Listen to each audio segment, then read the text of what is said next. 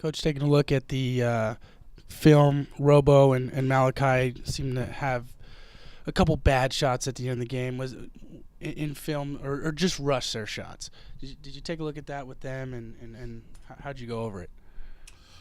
Didn't go over it at all. I didn't think there was any bad shots taken by them or rushed or anything. We're a team that shoots the ball pretty freely, and they have the confidence to do that. So I don't know if there's any particular point in time in the game where they were end up being bad shots.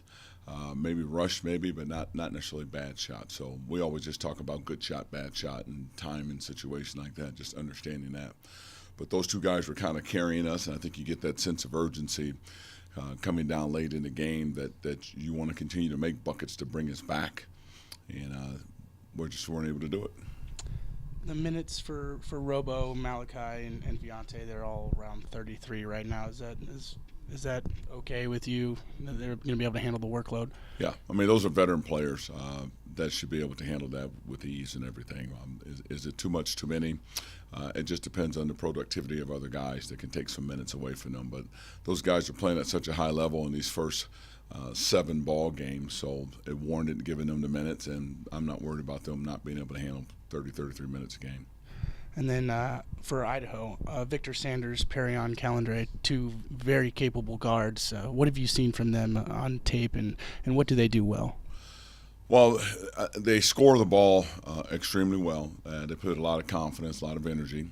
They've gotten off to a great start, had a big win at Nicholls State, and traveled back before they play us. So they've been two players that every time we've played them, well, not last year, but certainly the first couple of times, they've kind of been a thorn in our side. So they're two really good players we're going to contend with. Why do you think you guys were able to maybe figure them out a little better last year after losing the 2 years prior? I think the biggest thing for us is that we were better at figuring out ourselves and where we were and how we wanted to play and those types of things. I think in year one, they had a really good squad, really good club, and here I am, a first-year coach with the program putting in a system. Year two, we struggled as a basketball team, and they were really good again.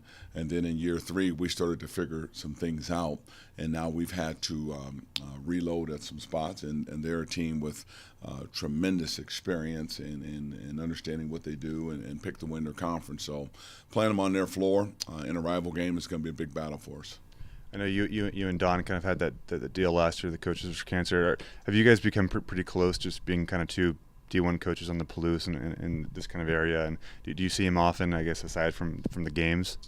Not necessarily often. I mean, we cross paths if we're out at dinner or something like that, just because of the schedule of coaching and recruiting and all of those things. I've thought about venturing back down on his bench, though, again, at the start of the game, just so he doesn't feel too lonely without me being down there at the beginning. So we'll have to see how that works out.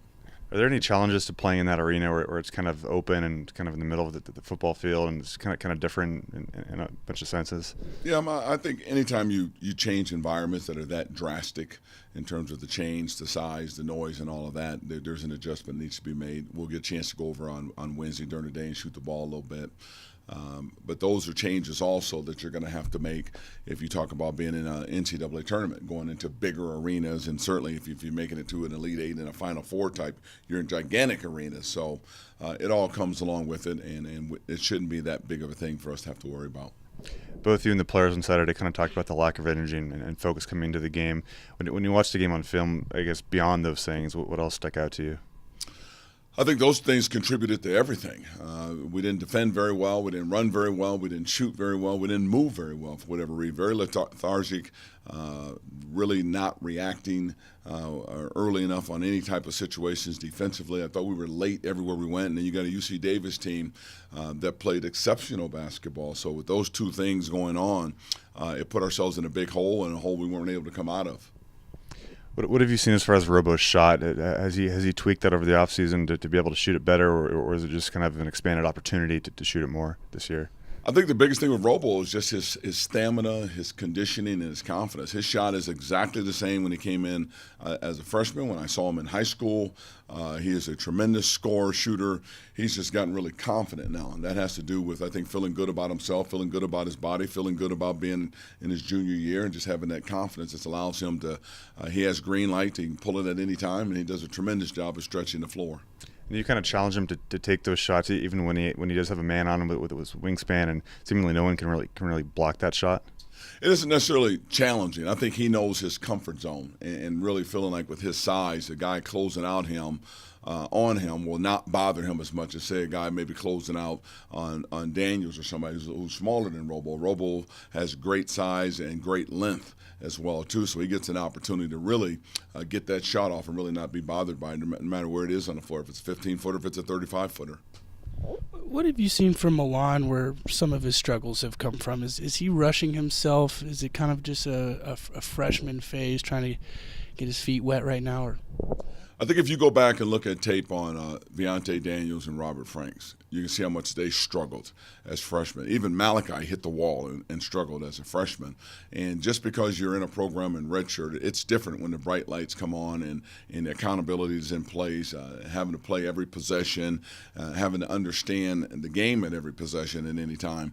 And you run into some teams that got veteran players. I think all of this is just a learning experience of somebody that hasn't played at this level. In fact, he was shut down for a while, going through 2 knee surgeries and everything, even coming out of high school. So it's just going to take him some time. And in time, he will figure it out, just like those guys have figured it out. You don't know when, but the key thing is to be patient with them. Coach, your team has, even after the loss, you're still in a very good spot schedule-wise. What are the successes, or what are some of the keys to success for this upcoming game on Wednesday? Well, I think for us, without giving away, obviously, game plans and everything, is being able to handle being on the road, handle being in a rival game for some of these guys. That's going to be a first for them. This is a team that they run a lot of sets. They're very good at what they do because of their experience. They can go second, third options on sets. So you're going to stay disciplined and defending them. And then I think for us, it's just playing with a lot of confidence. And when we play with confidence, we're a tough team to deal with.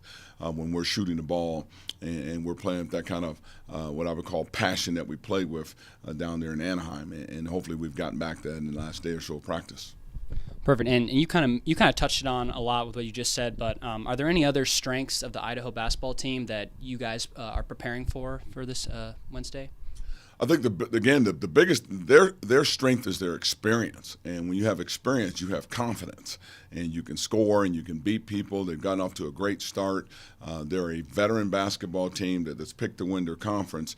They're one of the top teams in the country that assist per possession, just in terms of running plays and getting their scoring out of an assist. That tells you, again, they know how to read and they understand what they're trying to get done. So they're going to force us to be accountable defensively, and that's a good thing because it'll force us to play up. how important is it to find that third score? Last game it showed where you have Malachi and Robo catching on, but the rest of the team was 3 for 20 with just 6 points. I was surprised at Viante's game because he's played so well and shot the ball so well. And it is important to have that third score. And I like to even have that fourth score on the floor as well, too. We've had games where Jeff Pollard down in Anaheim played well. Viante Daniels played well. They gave you a third and fourth score. We've had games where Carter Skaggs has played well. So as we continue to tinker with lineups, tinker with combinations, tinker with rotations and things, we're not where we're going to be yet until we can find what that happy medium is of who can start the game and put points on the board, who can close out the half, who can close out the game, what's your best defensive unit to put on the floor, your best free throw shooting unit to put on the floor, your best ball handling unit to put on the floor will be dictated in terms of what's going on in the game. So as we continue to get through this preseason, we're starting to understand even more so of who we are, how we want to play, and hopefully where that third consistent score and maybe even fourth consistent score will come from.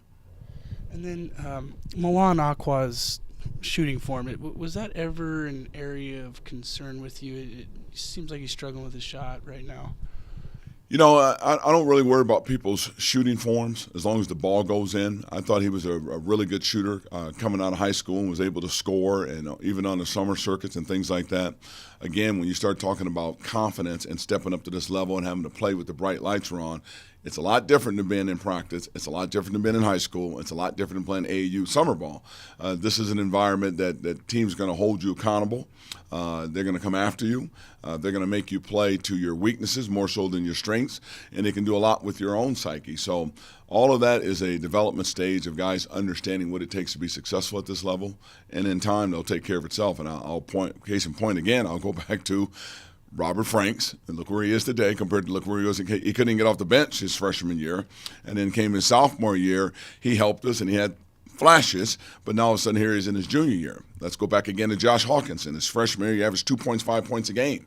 All of a sudden his sophomore year, he takes off. Junior, senior year, he ends up on an all-time double-double list in the history of the conference. So don't judge them on where they are now. Judge them on where they're going to go down the road when you've coached and they understand the system and the confidence is there, the development is there, and all of those things.